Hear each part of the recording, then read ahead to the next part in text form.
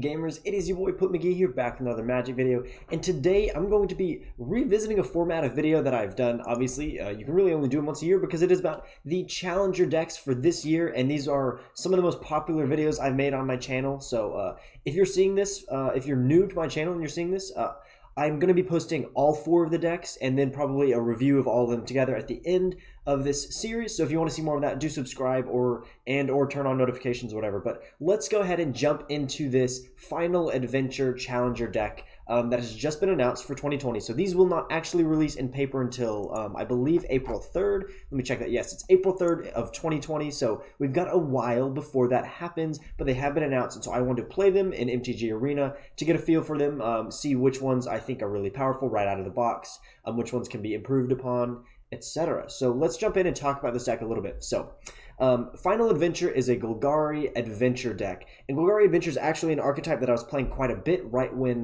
Throne of Eldraine came out, and Adventure was brand new as a mechanic. And if you're not familiar with that mechanic, Adventure spells are like Lovestruck Beast. Okay, so Lovestruck Beast is a 5/5 creature for 3 mana, but he also has an adventure spell, so you can cast him as a sorcery for 1 green mana, as you see there, Heart's Desire, 1 green mana, and you create a 1/1 white human creature token.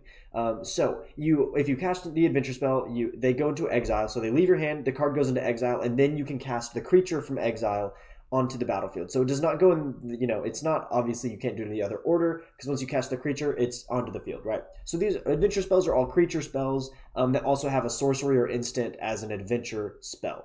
Okay. And so we're going to be getting a lot of payoffs out of this in this deck. So we want to be using adventure creatures and using some other cards to either enable that or get some payoffs out of it. So Edgewall Innkeeper is a really, really, really strong card. If you're playing adventure, you kind of gotta have it, right? So this is 1/1 for 1. Whenever you cast a creature spell that has an adventure, you draw a card. So this basically just gasses you up, right? So you cast a Lovestruck Beast, you draw a card, which is making all of your adventure creatures cantrips is very, very big. So you can just keep on going, piling on the value onto the field and getting a ton of value out of your cards. Because already, the thing about adventure spells is that you're already getting extra value out of it, because you're getting 2 spells and 1 draw. So you draw 1 card and you get 2 spells out of it. And then if you cast the adventure spell, then you cast the creature, then you draw another card. That's even more value. So that's really, really important. The other payoff that we're playing is Lucky Clover. This is a 2-mana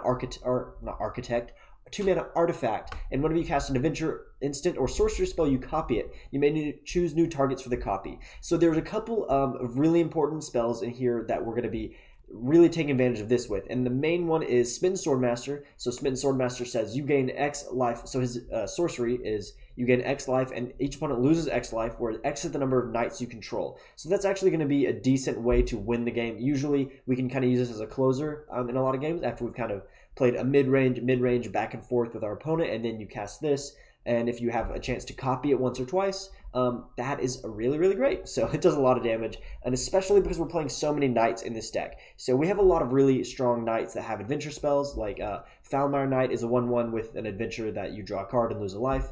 And then we're also playing Murderous Rider was the one I'm thinking of. You can destroy target creature or planeswalker and you lose 2 life. That's its adventure spell. So this one is very, very important. And if you were playing this, in my opinion, if you were just playing this like in its best form, Murderous Rider would be a 4 of. But if they're, they have to make it the value a little bit. They have to tone down the value of this. So you're only running 2 of these, and also 2 Midnight Reaper, which is a pretty solid card, but doesn't. I would say if, it works. It works in the deck, but I think Murderous Rider is better. And this is fine. This is fine because it's a knight, so it enables, and it allows you to draw some cards when you get board wiped or something like that. So that can be pretty important. We're also playing Black Lance Paragon, 2 of those, and then 4 Order of Midnight, which is another very important adventure sorcery. So you can return target creature card from your graveyard to your hand. That's great. And then we have a Knight of the Ebon Legion down here, and the rest essentially removal, right? So we got 2 Disfigures, and then Find Finality. So Finality is a decent board wipe late in the game that can save 1 or 2 of your creatures and wipe some of your opponents. And Find is also good because it can return important creature cards to your hand from your graveyard. So like if you, for instance, lose an Edgewall Innkeeper, like if you play it out, it dies, You can bring stuff back with Find Finality, but we can also bring stuff back with Order of Midnight. So we have a lot of ways to bring stuff from our graveyard back to our hand, which is cool in this deck. We're also playing one copy of Rascal Golgari Queen because there will be times where we want to just destroy target non-land permanents. That's a very nice -3. But also we can sacrifice stuff in the late game. Like if we have a Foulmire Knight or Knight of the Ebony just chilling, we don't really need. We can sacrifice it and draw an extra card. So that's pretty good. I didn't check the land count. Okay, so it has 23 lands in this deck, which is not too surprising. I think when I was playing this archetype, I was running maybe 22 lands, but it really depends on your payoffs. I think you could probably get away with cutting this to 22, but it'd be pretty tough. 23 seems about right. And then speaking of lands, let's talk about the lands because that's where a lot of this deck's value is going to come from. We have 1 Fabled Passage, 2 Temple of Maladies, and 2 Castle Loch Thwains, which are all of our rare lands, and that's where a lot of the deck's value, again, I already said that, a lot of the deck's value comes from that, and those are just really good cards. And especially if you're getting this deck to like strip it for cards, right? These are great. Goes well with commander decks. Obviously, you can slot those in. Fabled Passage is great. And then we're running 3 Jungle Hollow and some swamps. So obvious improvements are bump the lands up, right? Get more Temple of Malady and whatever the doodad is. The Overgrown Tomb. Overgrown Tomb would obviously be a great upgrade for this deck. So yeah, let's look briefly at the sideboard. So I'm going to be playing this in best of 1. So essentially we're going to ignore the sideboard in games, but I would like to talk about it very briefly. If you want to skip ahead to the gameplay, you can do that. The timestamp should be in the comments below, as it always is. So let's look at the sideboard. We've got Cling to Dust, which is a new spell from Theros Beyond Death that can just exile a target card from a graveyard. This can occasionally be really important if your opponent's doing Elder Titans and stuff like that. So there are some scenarios where you would want to bring this in. And then we've got Duresses. They decided to put 3 M20 Duresses and an M19. Not sure why they did that, or maybe my game did that just because. I don't know why, but anyway, 4 Duresses in the sideboard, 4 Noxious Grasp for specific color removal. So if you're playing against, like, obviously against Celestia, but I'm thinking more against mono green, like with Nissa and things like that. This is a very important card against those. And then Corral Harpooner is really great. It's been great ever since it came out. It's a really, really nice uncommon to have in the sideboard. As good removal, and it's just decent value. A 3/2 with reach for 2 mana is not bad at all.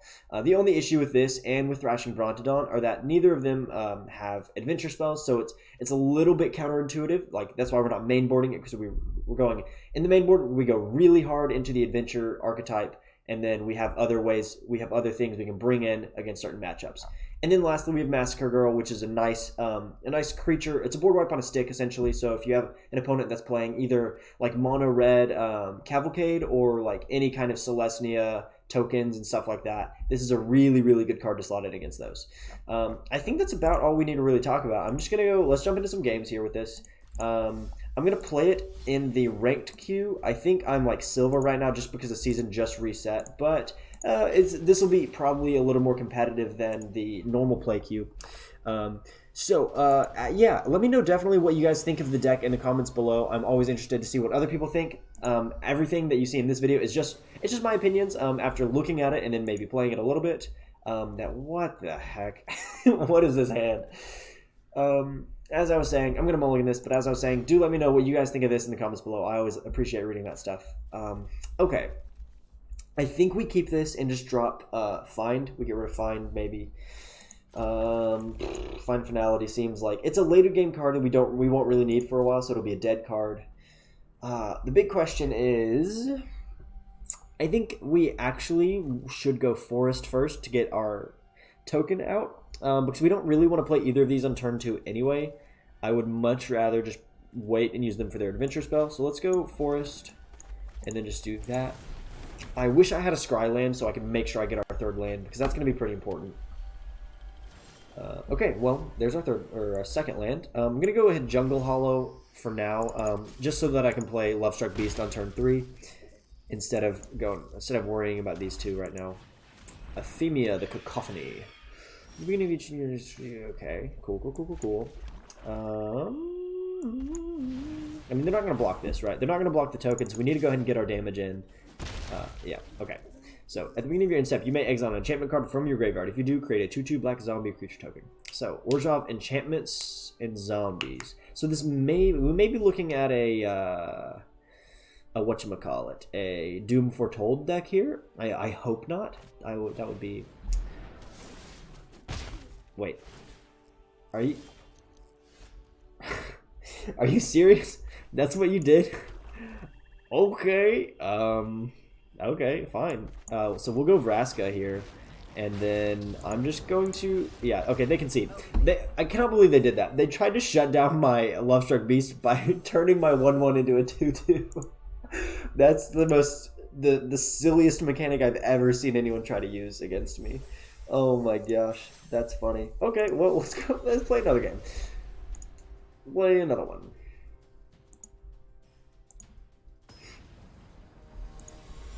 Alrighty. Thalata.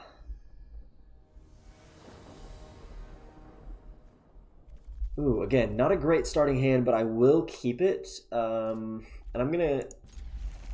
This time, I think I'm gonna do something different. I'm gonna go Jungle Hollow, Forest, Lucky Clover. Though we do have Edgewall, Innkeeper. Gosh, that's so hard. I think we actually do... I'm gonna go Jungle Hollow anyway, because I feel like if I play Edgewall, Innkeeper, it's just a good chance that he's gonna get killed immediately. So I'm gonna pass on that. Go Lucky Clover first. Potentially go double Lucky Clover. 4 colors. This could be like a 4-color Titan thing, or maybe 5-color Niv Mizzet. Lazav the Multifarious. Okay. Disfigure doesn't help. Let's go Lucky Clover first, and then hope we draw into another land. It's not the end of the world if we don't. Yeah, Uro. Titan of Nature's Wrath. That's a little scary. So they're going to try to use Lazav to turn him into Euro and attack with him, which is pretty horrible. That's actually a really cool mechanic that I haven't seen used. So great for them. I would love to have a way to kill Lazav right now, but I don't. So let's go Fabled Passage. It's a 6/6. That's pretty terrifying.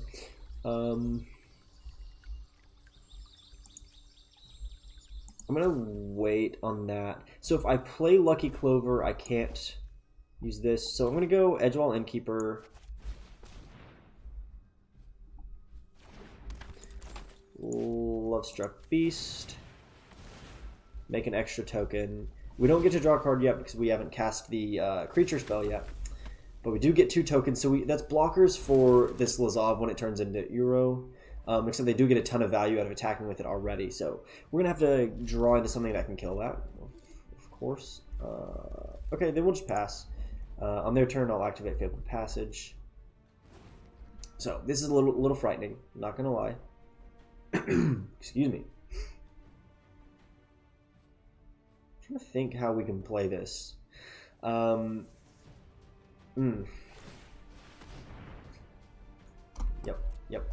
As I expected. Cool.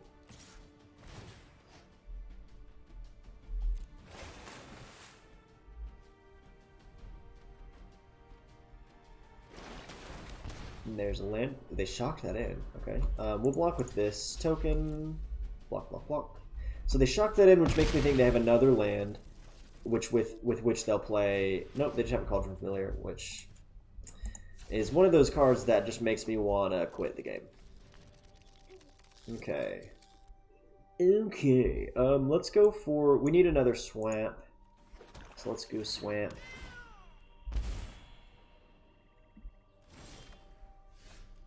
Okay. I'm a little bit scared to just put out tokens instead of having like a real piece of meat on the field, you know? But also, we could go Lucky Clover and then play a token, and then we play Heart's Desire, which will give us 3 tokens, which I think is the play right now, because we just need to stabilize our board. We need to get some blockers, stabilize a little bit.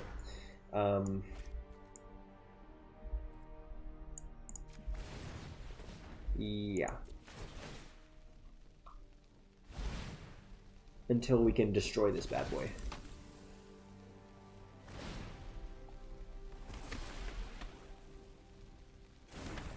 Okay. And I'm going to attack with this token just to get the damage in, unless they block with Cauldron Familiar, which I seriously doubt they will. Really? So I guess they block with this just to put a card into the graveyard to eventually exile with Uro to bring him back onto the battlefield, to escape it. Oh boy, okay. The crazy thing about Uro is that they can afford to shock in every land that they get. If it's a shock land, they can shock it in because they gain 3 life whenever he attacks, which is pretty ridiculous. So we'll block. Fortunately, we don't have a way to kill this yet. It makes me a little sad. They also can't escape this because they don't have enough cards in their graveyard. They shock that in too. They have 6 lands now. Trail of Crumbs, so it makes a food token, and then they go Cauldron Familiar back onto the battlefield. Ooh, yikes, Mayhem Devil. So they're doing a 4-color Titan sacrifice thing. Very interesting. And they kill my Edgewall innkeeper, which, yeah, sure, okay, fine. Yep. Okay. Okay. Awesome, dude. Awesome. Okay, of course we don't have our Edgewall innkeeper to actually draw a card with this. But the good news is if we play... No, wait, we can't... That's terrible. So this is a 1/1, which their Mayhem Devil can kill. So what I'm going to do is... Actually, I'm going to attack with both of these, assuming they're going to block one of them with Mayhem Devil, which is a risk I guess they take here. And then I can disfigure it and kill it. Yep, there we go. So we disfigure Mayhem Devil, and it will die, which makes it a little bit safer for me to play play Foulmire Knight, because that's dead. So we can go Foulmire Knight, and if they attack with Lazov, I can block and kill it, unless they somehow get another Mayhem Devil, which is definitely it's definitely within the realm of possibility. We're still in the game, though. We're still in the game. But not in a great position because we have missed a lot of land drops, which I guess is like having 23 lands is not that different from having 24 lands. But of course, you could say, oh, it's, you know, blah, blah, blah, blah, blah. Having less lands, you're going to get mana screwed. I just feel like normally in this deck, we cycle through a lot of cards because we have 4 Edgewall innkeepers allows us to draw a lot on some occasions, but we're not there yet. We haven't been drawing with him. Because he's dead. He is dead. So they shock that land in. Do they just take... Okay, they take that death. It's fine. But they have 4 cards in the graveyard now. Witch's Oven. Okay, there it is. Witch's Oven is here. And then what else do they got? What else you got? Not erasure to get rid of my smitten sword master. Of course, of course. Great news. That's great news. Okay. Part of me wishes I had that Foulmire Knight back so that I could use its, You've got to be joking. Another was off. That's terrible. Okay.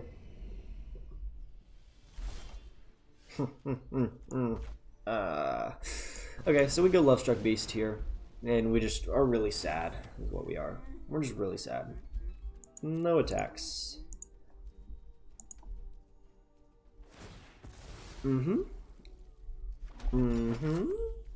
Okay, that gives them enough cards in the graveyard to potentially escape Uro, but I think they'd probably rather just keep bringing the Cauldron Familiar back instead of exiling it.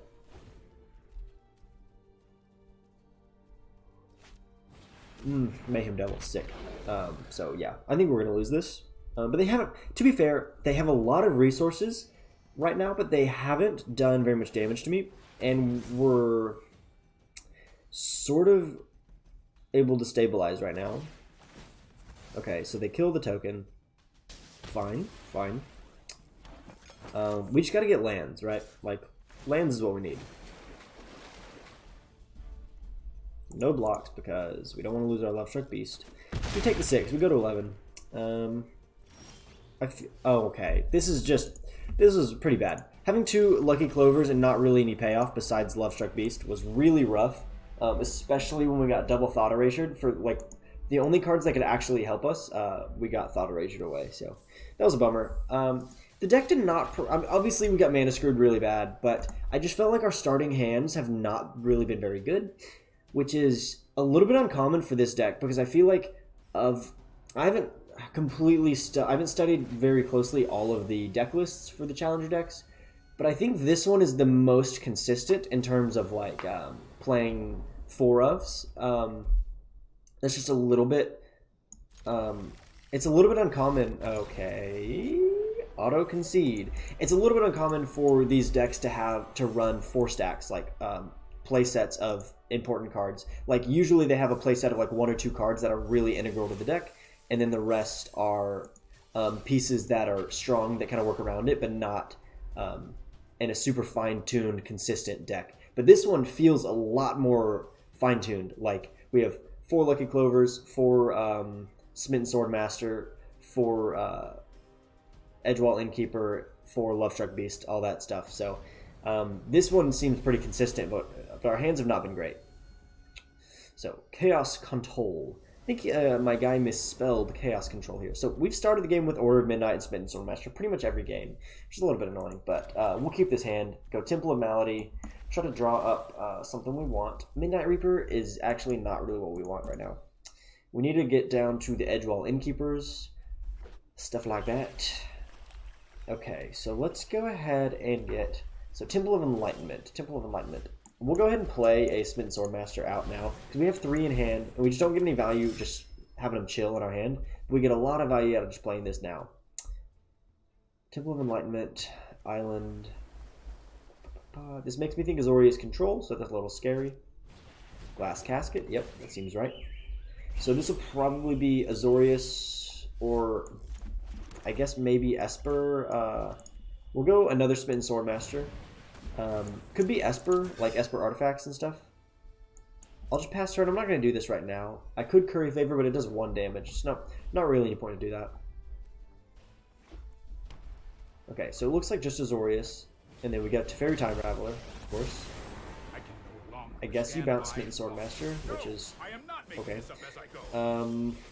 Castle Lock Thwain, which can give me... Boom, boom. They don't have a...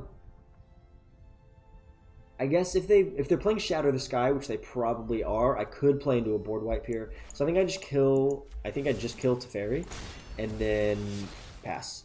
We really need to set up our board for like big plays where we get a lot of value. And really to do that, we need Edgewall Innkeeper, which we haven't seen yet this game. Okay, Birth of Meletus.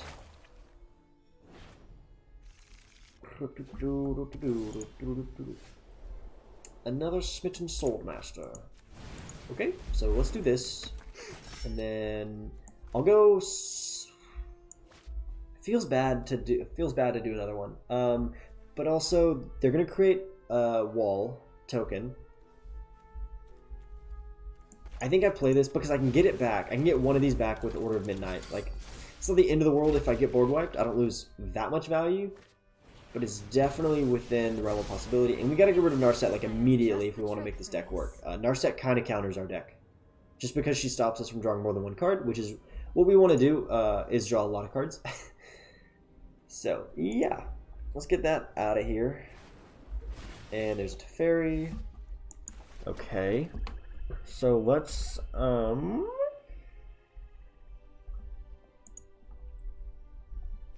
gain some life. We could kill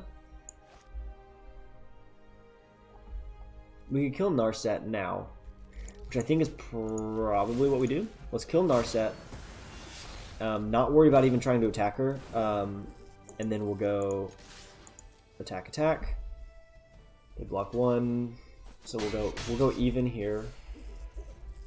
And then playing Order of Midnight seems bad. Also playing Smitten Swordmaster seems a little bad. Because if we play into a board wipe, losing 3 Smitten Swordmasters is really horrible. Maybe I'll just go Curry Favor here. I go ahead and get that out of the way, and then see what's up here. Because I'm a little worried they have a time wipe, right? So I don't want to play into that and lose all of my stuff. But I want to have... I would have liked to have another creature on the field, so if they bounced 1, I could have gotten through. Yeah, so it's going to take me a full turn to kill Teferi, at which time he can set himself up for a time wipe at the end of my turn, which is scary. Or if you're not...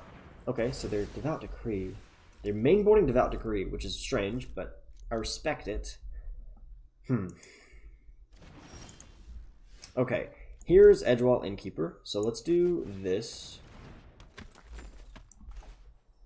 Let's play Murderous Rider.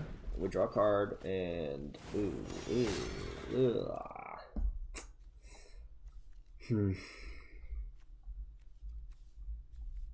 Then we, I guess, just pass. I think we're going to get wiped. But if we don't, we're in a really good spot.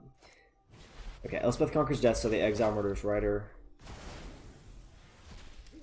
This is definitely a deck where it would be nice to be able to sideboard against them because they have a lot of stuff that we hit with our sideboard.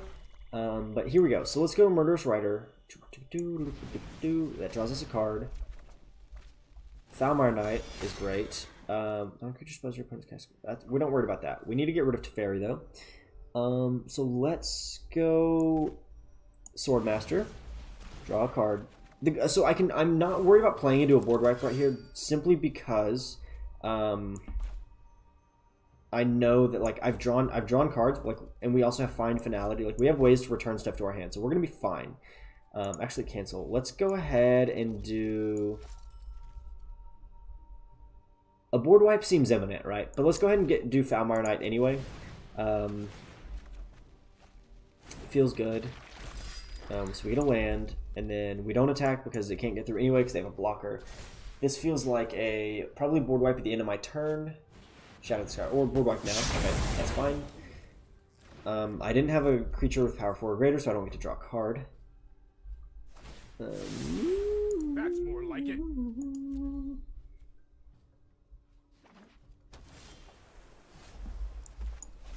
Okay, so all of these are very expensive to cast, but we're gonna do it. So we're gonna go find Edgewall, Innkeeper, and Smitten Swordmaster.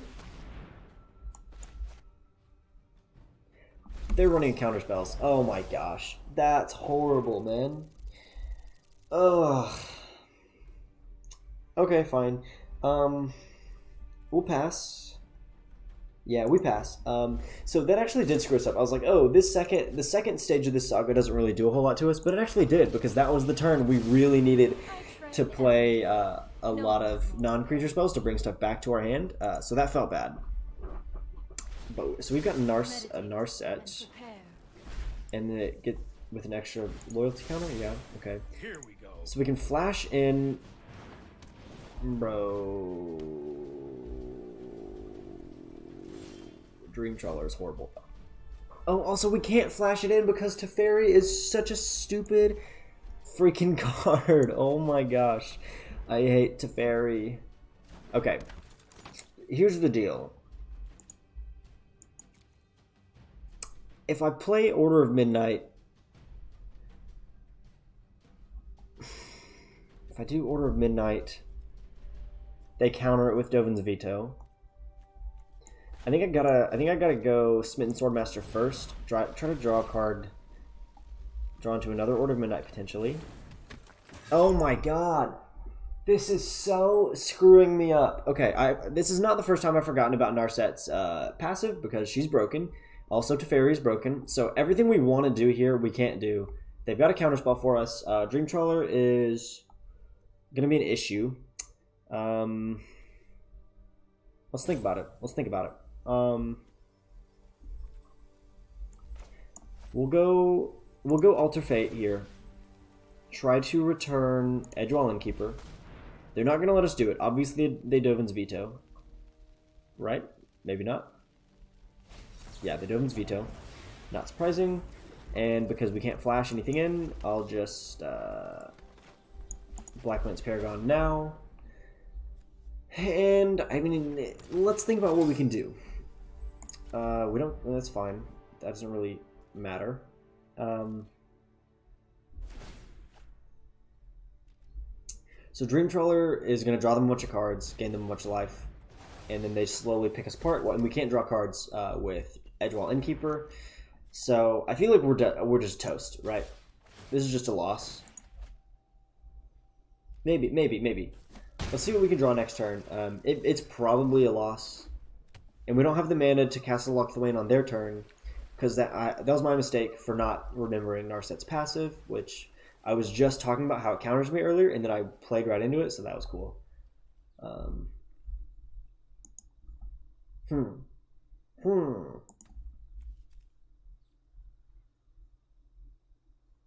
I think my issue with this deck, is that it was really strong during Throne of Eldraine, but it just, I don't think it holds up in the meta that well right now. Like things have changed so much since this was good, and that's always my issue with the Challenger decks anyway, right? Is that they're based on slightly older meta, which makes sense, right? In terms of design, you can't predict the meta completely. So let's see if we can get Order of Midnight off here. I guess we go Edgewall Innkeeper. This probably gets countered. If this gets countered, we're toast. We're probably toast anyway. Yeah. Okay. Good game. So obviously they can't predict the meta, even though they designed the cards, which is totally understandable. But so the challenge decks are always like slightly older meta decks, and some of them hold up. Like I think the Jeskai Fires deck will hold up. Simic Flash will hold up a little bit for sure. But I just don't think this one is... Ooh, draft entry token. I just don't think this one does as well. Also, running into that deck was definitely a bummer. I felt like somehow they played kind of perfectly against us. But we also don't have a ton of removal in this deck, which is an issue. Okay, this is a pretty freaking sweet start. So we'll keep. We'll go... Edgewall Innkeeper first. Actually, I may have wanted to not do that because he gets shocked. Dang it. I needed to not do Edgewall Innkeeper first. I probably should have gone Token first because I didn't know what they were playing. If I'd known they were mono red, I wouldn't have done that, but wasn't thinking about it. So, here we go. Now we'll absorb that punt. Okay, so attack with Bravo the Rich. No blocks. That's fine. Can I get a land, please? Okay. No land, but we can go Knight of the Ebon Legion and make another token. And now we're stuck on 2 lands again, which is pretty horrible, but we'll see. We'll see if we can draw into a third. A third land really gets us where we want to be with Lovestruck Beast. But they're playing mono red and they've got their third land, so why don't I? Dang, Bone Crushed. Bone Crushed. 10 Street Dodger. We'll block that. Yep, we want to get rid of you. I don't care that I lose the token.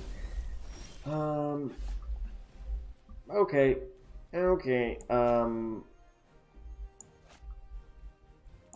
I will simply attack and then pass. I'm holding Disfigure for Robber of the Rich.